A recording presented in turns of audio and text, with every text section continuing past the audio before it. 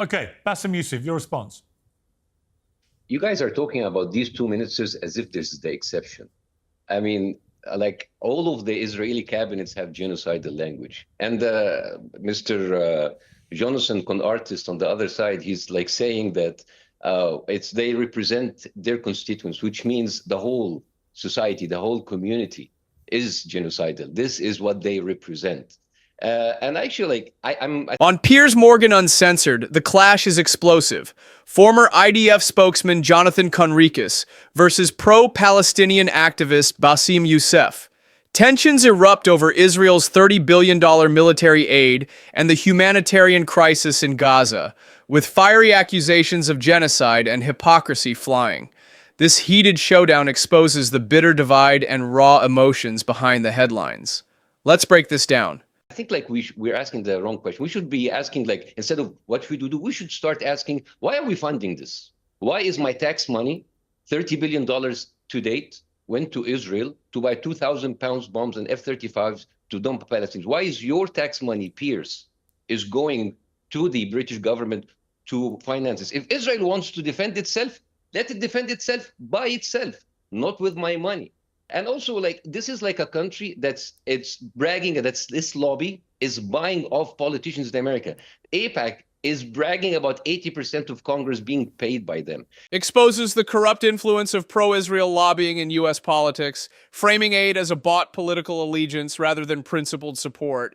If one politician in the EU, in Britain, in America was paid with bribed by Russian money, oh my God, you're going to have 6-month wall-to-war coverage, foreign interference, democracy, imperial corruption. But with Israel, crickets, complete radio silence. And I brought this, by the way, many times, and it was just like you flow over it, because this is the real question, right? Because you would spend 3 hours talking about if this is a proportionate response, but we'll not talk about 3 minutes. Why is my money? Why is hurricane relief funds in America are going to fund Israel? Also, like, I don't understand the relationship between America and Israel. It's like, it's the most effed up situation ever. We're like the world's most pathetic sugar daddy. We give them billions of dollars and they shit on us. Like Mr. Jonathan said, now we're ganging on them. We're not helpful. Dude, we gave you $30 billion to bomb children and it's not enough for you. Sharp indictment of U.S. military aid. Not just as support, but a direct line fueling civilian suffering, escalating the moral stakes of foreign assistance.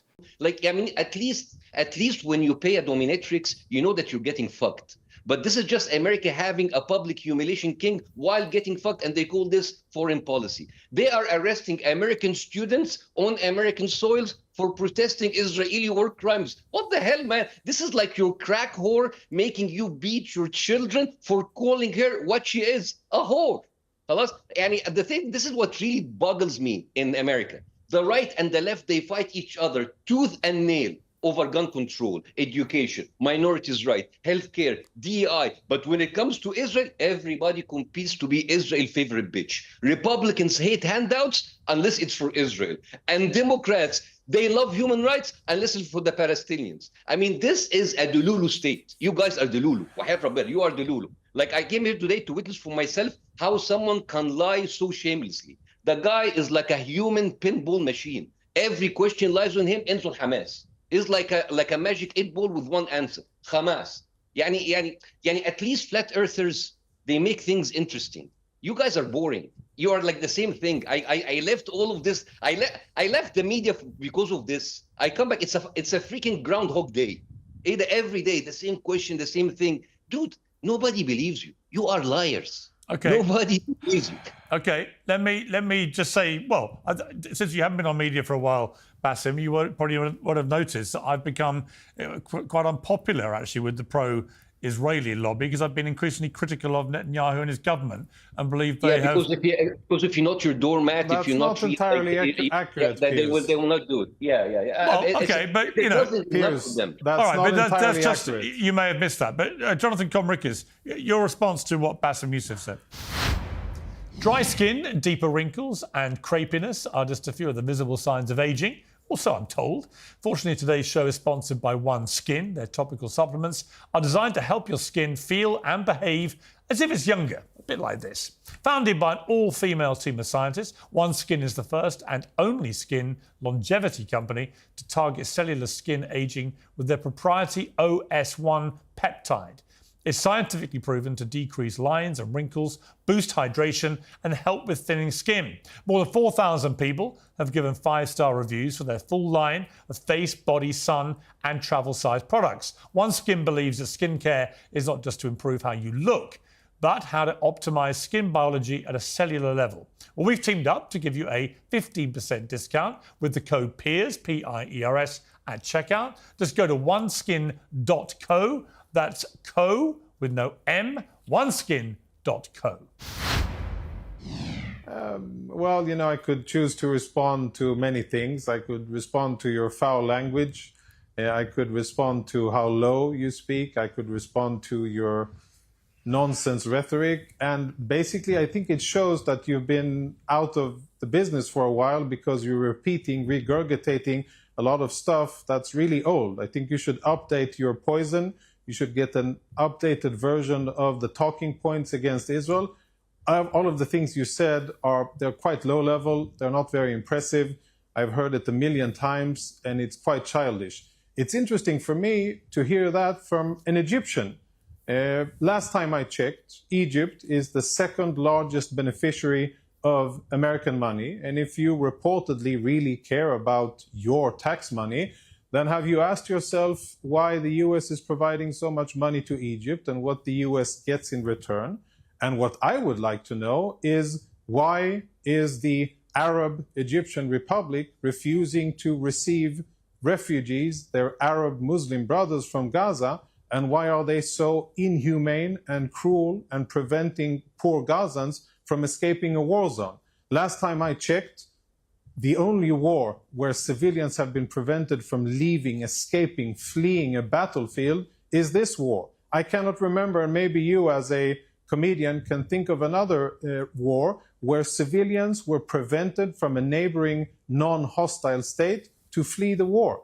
I cannot remember any such thing. And I think that the country where you come from has a lot to answer from. I know that you're more confident in bashing Israel and talking conspiracy theories and AIPAC this and that and all of the other nonsense that you regurgitated. But let's talk about Egypt. Let's talk about their responsibility. Let's talk about US funds to Egypt. Let's talk about their cruelty. Let's talk about how they have prevented humanitarian access to Gaza. Let's talk about the fact that they have built the world's biggest wall that dwarfs the Chinese wall and all Israeli security walls between Gaza and Egypt. Why did they do that? Out of Muslim compassion?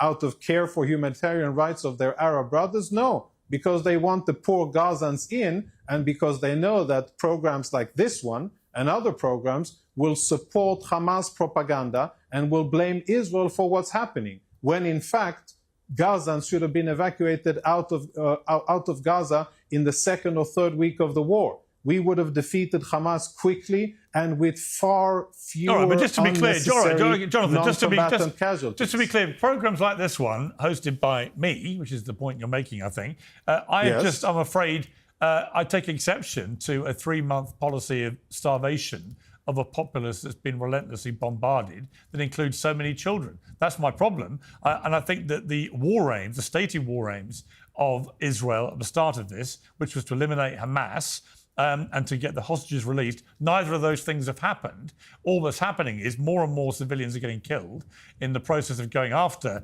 the Hamas terrorists. And you've taken also, as a government, to starving already impoverished children. And I just find that unconscionable, as indeed, by the way, do 2 former Israeli prime ministers who've gone on record as saying that. And there was a very powerful piece by a Jewish writer, Thomas Friedman, in today's New York Times, saying Israelis, diaspora Jewry and friends of Israel everywhere need to understand that the way Israel is fighting the war in Gaza today is laying the groundwork for a fundamental recasting of how Israel and Jews will be seen the world over. And he doesn't mean in a good way. He means in a very bad and serious and potentially dangerous way. So yeah, this program has evolved. It does stand for that. Campaigning. Well, I'm going to go to Bassim for his response. But since you brought that up about this program and what it represents, 10 allegations against me, and I don't get to respond. Okay, well, I'm going to let Bassim respond, but that is my response to what you said. So Bassim. So Well, I let's talk didn't, about. finish I would making a love to talk coherent about sentence Well, about let that. I think Bassim that finish you're first. I insane, didn't Piers. But interrupt you. okay, So by all please, yeah. means. So I didn't interrupt you. I didn't interrupt you. All right? You asked me about Egypt. I'll answer you Sah, about you Egypt. didn't, and I Egypt appreciate that. takes 1/3 of the aid that Israel receives, while Egypt have 10 times the population. Egypt never received $30 billion to murder children and bomb hospitals. Egypt was never allowed to have the privilege of having more than 58 vetoes in the Security Council, right? And also, why doesn't Egypt take Palestinians? This is like someone going into Fifth Avenue, shooting someone in the face. And it's like, why do the neighbors don't bury the body? You're the guys doing the killing, not Egypt. So stop talking about Egypt. Anyways, and I would like to, like Jonathan and his likes, to please stop Zionizing us. Stop the Zionizing. Zionizing, it's a verb which means to gaslight someone with such shameless, narcissistic, psychopathic audacity that you deny reality to their faces while simultaneously playing the victim, engaging in endless circle debates that go nowhere and displaying a complete loss of empathy and basic humanity. Right? Remember, Piers, why the first video went viral? Because I called Israel a narcissistic, psychopathic behavior that fucks you over and then makes you think it's your fault. Because this is what Israel does. It didn't happen. And if it did, you're remembering it wrong. And if you're not, it's your fault because you're looking into my phone. Narcissists lived in their own made-up reality. They don't share your reality. They live in their own custom-made universe where facts are negotiable and truth is whatever serves them in the moment. And when it comes back and when you corner them, they back throw tantrums, accusation, Hamas, anti-Semitism, full victimhood mood. And it's pointless to debate with them, right? Because take him, for example, and the likes of him. You show them a video, it didn't happen. You show them UN reports, these are lies. You mention international law, it's complicated. You get testimonies on the ground from doctors and nurses at Hamas propaganda. We saw it with our own eyes. Your optic nerve is anti-Semitic. Like Israel is like Shaggy. We saw you won the hospital. It wasn't me. We saw you killed the children. It wasn't me. Dude, your war crimes are documented. Hamas propaganda. Also, it wasn't me. There is no point of debating gaslighters. We have 4K videos, satellite imagery, and your own soldiers posting on TikTok bragging about killing children. But of course, yeah, the entire planet is having a mass hallucination, right? This is like Israel has the same credibility as a Ponzi scheme. Right? This is what I'll give you an example how Dululu is Israel, right? Israel calls itself, I mean, he was in the IDF and he tell you, the most moral army in the world. Also, they call themselves the most vegan army in the world. So Jonathan here is representing an organization that is both Poignant vegan juxtaposition, highlighting perceived hypocrisy, branding morality within military ideology while committing acts widely condemned as war crimes. Yani we will not eat chicken, but inshallah we will bomb a hospital and barbecue it. Do you see how fucked up is this? This is like calling Jeffrey Dahmer the most vegetarian serial killer in history, right? Okay. And this is but one more thing. Does any army in the world call itself moral? This is another trait of narcissistic psychopathic behavior because they project to the world the exact opposite of who they are. If they lie, they brag about being honest. If they cheat, they brag about being faithful. And if they are cheap, they brag about being generous. And if they are criminal, genocidal, they brag about being moral, the most moral, actually. Okay.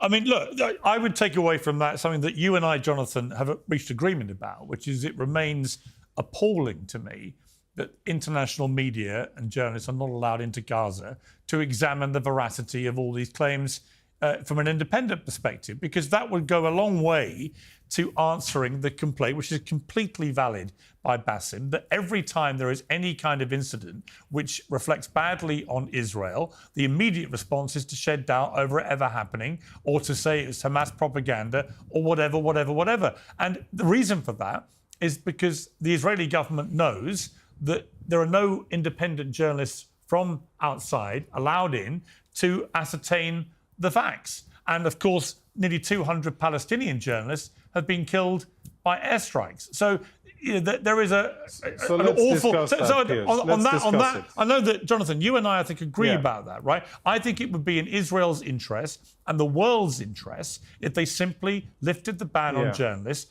and allowed independent journalists to do their job and verify all these things that are happening. I mean, you agree, right?